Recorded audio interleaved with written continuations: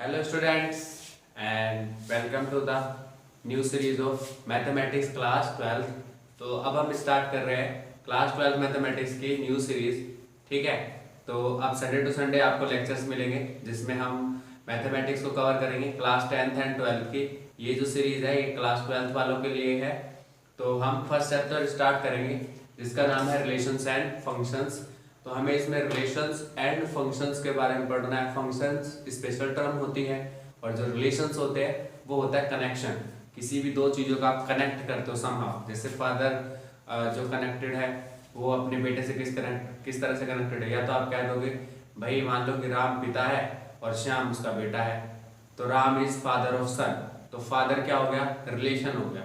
तो इस तरीके क्या, जब आपने दो डिफरेंट ऑब्जेक्ट को, दो पर्सन को कैसे कनेक्ट किया, कोई रिलेशन लगा दिया, ठीक है, कोई कनेक्शन कर दिया, उसी को हम क्या बोलते हैं, रिलेशन बोलते हैं। ठीक है, आगे इसे और स्टडी करेंगे, बट उससे पहले सबसे ज्यादा इंपॉर्टेंट है आपके लिए ये समझना कि रिलेशन एंड फंक्शंस के लिए आपको एक छोटा सा पीछे का रिकैप करना होगा, दैट इज जिसका चैप्टर का नाम है सेट्स। तो सेट चैप्टर का हमें थोड़ा सा रिविजिट करना है। आज का हमारा काम है कि सेट के कुछ पॉइंट्स को रिकॉल करना और उसके बाद रिकॉलिंग के बाद हमें जस्ट रिलेशन का एक बेसिक आइडिया लेके आज ये पॉइंट खत्म करना है। तो it's kind of introductory part and your some kind of revision part. तो सबसे पहला है सेट। सेट होता क्या है, well defined collection of object और well defined collection of anything. ठीक है, सिर्फ क्या होनी चाहिए, कलेक्शन आपकी वेल डिफाइंड होनी चाहिए। ऐसा नहीं है कि हवा में आपने कोई चीज बोल दी और उसे हम सेट बोल देंगे। 10 भी कोई भी 12 चीज 15 चीज आप जोड़ के ले आओ, कहो ये सेट है, नहीं। उस किसी भी ग्रुप को हम सेट नहीं करते। अगर उस ग्रुप की एक स्पेशल डेफिनेशन है, एक स्पेशल क्लासिफिकेशन है, only then we can call them set. तो सेट क्या होते हैं, वेल डिफाइंड कलेक्शन। तो वेल डिफाइंड कलेक्शन का क्या मीनिंग है, क्या मीनिंग कह रहा हूँ बार बार, वेल डिफाइंड कलेक्शन। जैसे कि आप बोलो कि 10 सबसे सुंदर लड़के, 10 most beautiful person, 10 most beautiful women. इसकी कोई डेफिनेशन नहीं, ये एक तरीके से डिफाइंड नहीं है। ठीक है, तो वो आपका एक तरीके से काबिलियत है, आपकी खूबसूरती है। तो वो चीज कोई डेफिनेशन नहीं है, उसकी फिक्स नहीं है कि हाँ रेक्टेंगुलर शेप का फेस होना चाहिए, ट्राइंगल शेप का फेस होना चाहिए, ओवल शेप का फेस होना चाहिए। तो इसकी कोई डेफिनेशन नहीं है, वेल डिफाइंड कलेक्शन नहीं है। बट अगर आप इसी जगह पर ये बोलते कि भाई 10 multiple of 2, first 10 multiple of 2, first 10 multiple of 2 जब आपने बोला तो वहां पर फिक्स हो गया कि भाई 2 के मल्टीपल है और शुरू के 10 ही है। तो वो कैसी कलेक्शन हो गई, वेल डिफाइंड कलेक्शन हो गई। तो वेल डिफाइंड कलेक्शन होगी तभी हम उसे क्या बोलेंगे, सेट। और किसी सेट को लिखने के दो तरीके होते हैं। First is set builder, set builder form कहते हैं। Second is roster form. ठीक है, सेट बिल्डर फॉर्म और roster form. Set builder form का मतलब है काइंड ऑफ आप किसी भी सेट को स्टेटमेंट के फॉर्म में दिखाते हो। जैसे मैंने अगर बोल दिया मल्टीपल ऑफ 2, तो मल्टीपल ऑफ 2 भी क्या बनाएगा, सेट ही बनाएगा। वेल डिफाइंड कलेक्शन है कि भाई 2 का मल्टीपल है। ठीक है, तो उसकी कोई भी पर्सन, मैं करूं, आप करूं, कोई तीसरा पर्सन करे, चौथा पर्सन करे, तो 2 के मल्टीपल चेंज होने वाले नहीं है। तो उनकी डेफिनेशन है तो फिक्स हो गई। तो उस सेट को आप कैसे लिख सकते हो, x। ठीक है, suppose A is a set such that x such that x is a multiple of 2। ठीक है, x is a multiple of 2। तो ये क्या हो जाएगा, सेट बिल्डर फॉर्म है। ठीक है, यानी कि आपने इसे स्टेटमेंट के फॉर्म में लिखा। बट अगर यहीं पर मुझे ये लिखना होता, क्या लिखना होता, इस सेट को, सेट ए को लिखना होता रोस्टर फॉर्म में, तो मैं क्या लिखता, 2 4 6 8 up to dash dash dash infinity. ठीक है, तो ये मैंने रोस्टर फॉर्म में लिख दिया। तो रोस्टर फॉर्म यानी काइंड ऑफ है कि आप एग्जैक्ट एलिमेंट लिख देते हो और इसमें उसे सेंटेंस के फॉर्म में लिख देते हो सेट को। तो ये हो जाएगा सेट बिल्डर फॉर्म और इसको हम बोल देंगे रोस्टर फॉर्म। ठीक है, क्या ये पॉइंट सबको क्लियर है? अगर नहीं है तो एक बार फिर से रिकैप करके ये वीडियो देखना और समझने की कोशिश करना कि सेट बिल्डर फॉर्म कैसे लिखते हैं, रोस्टर फॉर्म कैसे लिखते हैं। ठीक है, अब हमारे पास डिफरेंट डिफरेंट टाइप्स के सेट होते हैं, हम थोड़ा सा उनका आइडिया लेंगे। ठीक, किसी को टेंशन लेने की जरूरत नहीं सर मैंने 11th में नहीं पढ़ी 12th में मेरा कैसे होगा, सब कुछ हो जाएगा, जस्ट फॉलो मी। ठीक है, आप फॉलो करो, जो चीजें मैं पढ़ा रहा हूँ उनको देखो, घर पे जाके कोशिश करो चीजों को समझने की। ठीक है, घर पे हो तो ठीक है, अच्छी बात है, बट कोशिश करो अपनी तरफ से पूरी कि आप चीजों को घर पे ढंग से पढ़ो। फर्स्ट है, सबसे पहले आते हैं finite set and second is infinite set. नाम से ही क्लियर है, नाम में क्या है, फाइनाइट और इनफाइनाइट। तो फाइनाइट सेट क्या होता है, जिसमें नंबर ऑफ एलिमेंट फिक्स होते हैं। जैसे कि मैंने बोला सिर्फ सेट ए एक ऐसा सेट है जिसमें 10 मल्टीपल ऑफ 2 है, फर्स्ट 10 मल्टीपल ऑफ 2, तो first 10 multiple of 2 4 6 8 up to dash dash कहां तक जाएगा 20 तक, तो फर्स्ट 10 मल्टीपल ऑफ 2। बट अगर मेरा स्टेटमेंट चेंज हो जाए, मेरी स्टेटमेंट चेंज होकर कहती है multiples of 2 which is not fixed, you don't know how many number of elements are present in the set, that means there is infinite number of multiple of 2। ठीक है, आप अगर 2 के मल्टीपल ढूंढने जाओगे तो इनफाइनाइट नंबर मिलेंगे, तो वहां पर क्या है, वहां पर फिक्स नहीं है। तो नंबर ऑफ एलिमेंट जहां पर बहुत ज्यादा हो जाए यानी फिक्स ना हो, बहुत ज्यादा में मतलब फिक्स ना हो, इनफाइनाइट नंबर ऑफ एलिमेंट आ जाएंगे तो infinite set, finite number of set आएंगे फाइनाइट सेट। ठीक है, now third is null set. Necessary नहीं है आप इसको पहला नंबर दो, चॉइस है आपकी। तो नल सेट क्या होगा, आप एक फंक्शन को डिफाइन करते हो, ठीक है, एक सेट को डिफाइन करते हो x such that x is greater than 2 3 less than 2, तो आपके पास ऐसा कोई भी सेट प्रेजेंट होगा ही नहीं। यानी सेट प्रेजेंट ना होने का मीन्स क्या है, नल सेट है, इसके अंदर एक भी एलिमेंट प्रेजेंट होगा ही नहीं। क्यों, क्योंकि ऐसी कोई वैल्यू नहीं है x की जो 3 से बड़ी हो और 2 से छोटी हो। ठीक है, फोर्थ आपके पास इसके बाद था सिंगलटन सेट।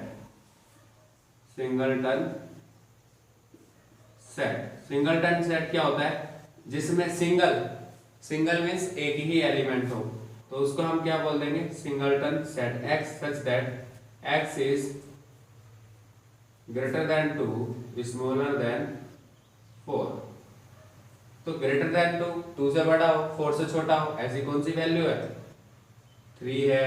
ठीक है, बट कब आपको सर नेसेसरी थोड़ी है, 2.1 भी हो सकता है 2.3 भी हो सकता है, इसीलिए हम यहाँ पर डिफाइन करते हैं x belongs to n natural number. x किसको बिलोंग करता है, नेचुरल नंबर को, और आपको पता है 2 और 4 के बीच में एक ही नेचुरल नंबर है, दैट इज 3।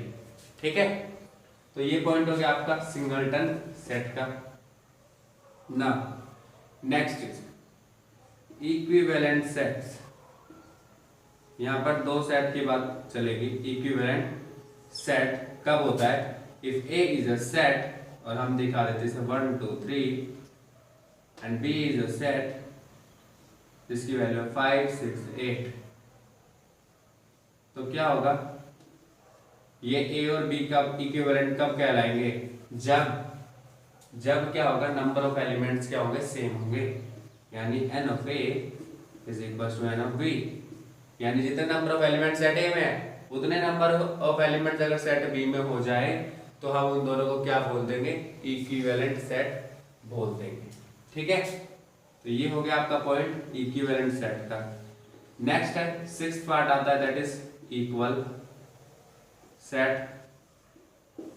तो इक्वल सेट क्या होते हैं, अगर नंबर ऑफ एलिमेंट भी सेम हो जाए और एलिमेंट भी सेम हो जाए। कैसे, अब if A is set 1 2 3 and B is set 2 3 1, you can see easily number of element is same as well as elements are also same, 1 2 3 2 3 1, either they are not arranged in the same manner, but as you can see 1 is present in set A, also present in set B, 2 is present in set A, also present in set B, 3 is also present in A, also present in B, यानी कि each and every element of set A is present in set B. Same case we can apply on B. ठीक है, तो अगर number of elements भी same हो जाए और एलिमेंट भी सेम ही हो जाए, एलिमेंट यानी कि 1 2 3 ये भी सेम हो जाए, तो हम उसे बोल देते हैं इक्वल सेट। ठीक है, तो ये हो गया हमारा क्विक रिवीजन सेट के लिए। बाकी आगे और भी पॉइंट्स है, बाकी बीच में और कोई सेट का जो पॉइंट आएगा तो वो भी हम साथ साथ रिवाइज कर लेंगे। ठीक है, होप सो आपको समझ में आ रहा हो ये वाला पॉइंट। अब आपकी दो मेन चीजें हैं जो आज हम समझेंगे। ठीक है, that is ordered pair. Ordered pair किसे कहते हैं? ठीक है, अगर आपके पास दो सेट है, ध्यान से समझना, एक सेट है A, एक सेट है B, और इसका कोई एलिमेंट है A, that means A belongs to A and B belongs to B। तो इस टाइप का एलिमेंट क्या कहलाएगा? Ordered pair. ठीक है, यानी कि आपको स्मॉल ब्रैकेट में A लिख देना है, B लिख देना है, जिसमें A को हम बोलते हैं फर्स्ट एलिमेंट और B को हम बोलते हैं सेकंड एलिमेंट। तो A belongs to A, B belongs to B। अगर आपके पास दो सेट है और उन दोनों सेट को आप इस तरीके से लिख देते हो तो उसे हम बोल देते हैं बेटा ऑर्डर्ड पेयर। ठीक है, और फर्स्ट एलिमेंट A को ही बिलोंग करेगा, B को ही बिलोंग करेगा। एक प्रॉपर्टी है इसमें, AB is not equals to BA, as you can see very well, A is different and B is different. So BA is not equal. I mean to say, if 1 2 is there, then 1 2 will not be equal to 2 1. ठीक है, यहाँ जोड़ना घटाना नहीं है, यहाँ पर आपको ऑर्डर्ड पेयर को देखना है जोड़ा किस तरीके से बना हुआ। ठीक है, लेफ्ट फुट, ठीक है, लेफ्ट फुट का शूज लेफ्ट में पहनो, राइट फुट का शूज राइट में पहनो, अच्छा लगता है, बट आप उसे रिवर्स करके बोलो यस दे आर सेम, तो इट इज नॉट पॉसिबल। ठीक है, तो ये आपकी एक प्रॉपर्टी हो गई। नेक्स्ट प्रॉपर्टी थी इफ ए बी, कहता नहीं सर हमारे पास तो एक ऐसा एलिमेंट है ए बी सी डी के इक्वल है, और अगर इक्वल है तो ये सब कब हो सकता है? जब ए सी के इक्वल हो, बी डी के इक्वल हो, ए सी के इक्वल हो और बी डी के इक्वल हो, only then it is possible that ordered pair AB is equals to CD.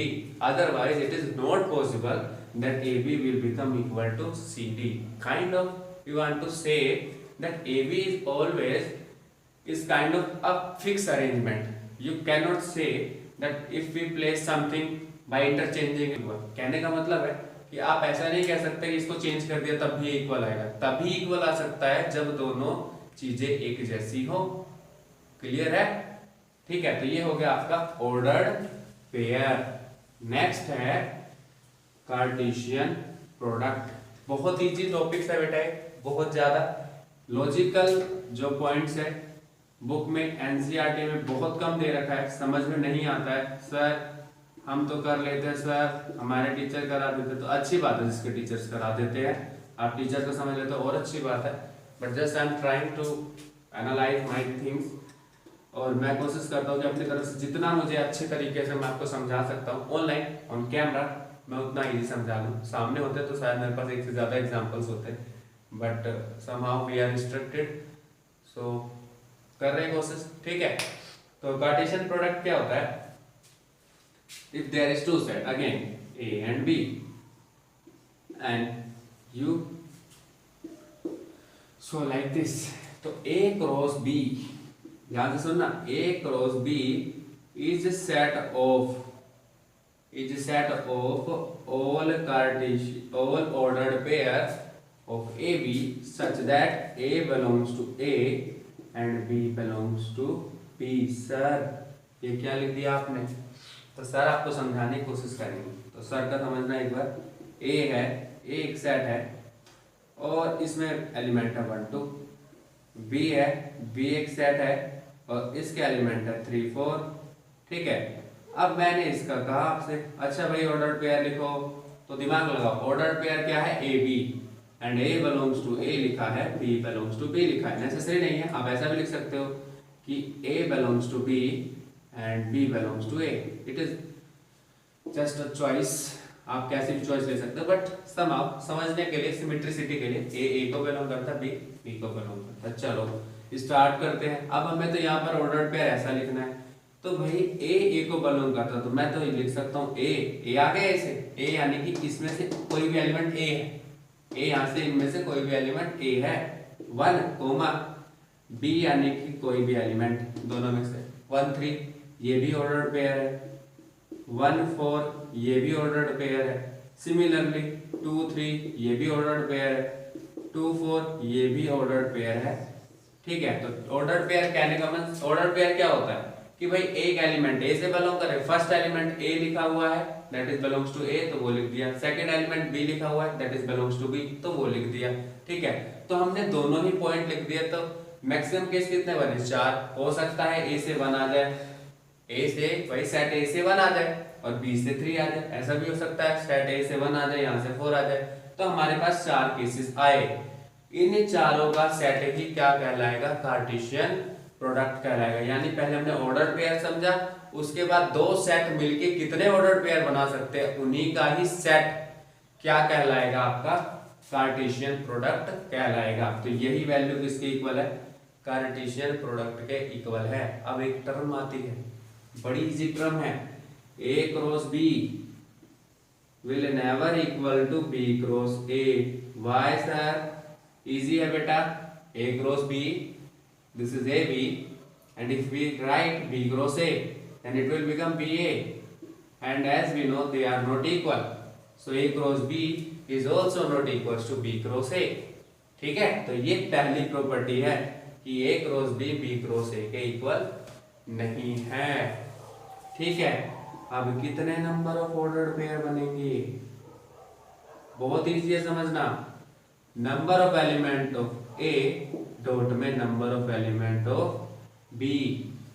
कैसे सर, क्या मतलब है इसका, सिंपल है कि भाई अगर आपने दो सेट का कार्टेशियन प्रोडक्ट निकाला तो कितने नंबर ऑफ ऑर्डर्ड पेयर होंगे वो डिपेंड करता है कितने नंबर ऑफ एलिमेंट है ए में, मल्टीप्लाई कर दो number of element in B, like this.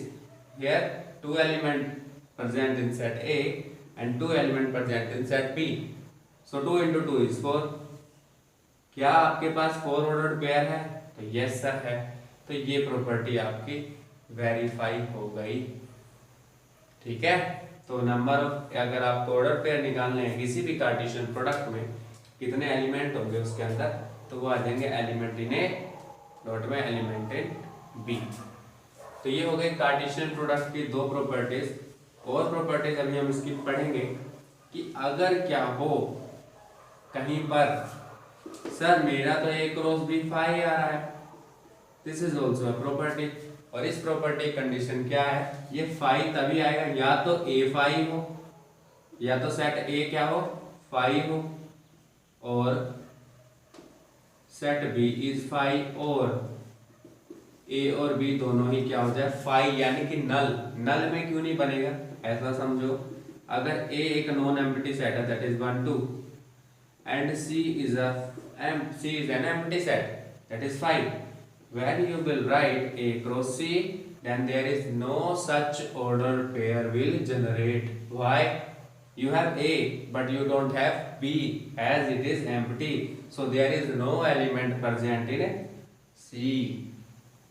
आ गया मजा, आ रहा ना समझ में, तो कोई एलिमेंट ही नहीं है सी में, तो ऑर्डर्ड पेयर बनेगा कैसे, तो ऑर्डर्ड पेयर नहीं बनेंगे। ठीक है, तो ये पॉइंट हो गया आपका third property. Now fourth property, A cross B cross C. Sir 3 आ गए, क्या करो, कुछ नहीं, A cross B A B था, तो ए बी सी का क्या हो जाएगा, ordered pair of ABC, set of ordered pair ABC such that A belongs to A, B belongs to B and C belongs to C। ठीक है, अगर यहीं पर A क्रॉस A हो जाता तो यही प्रॉपर्टी क्या बन जाती, A B C all belongs to set A, क्योंकि सभी है तो ए हो गया, ए हो गया हो गया हो गया। तो ये हो गया A cross A cross A।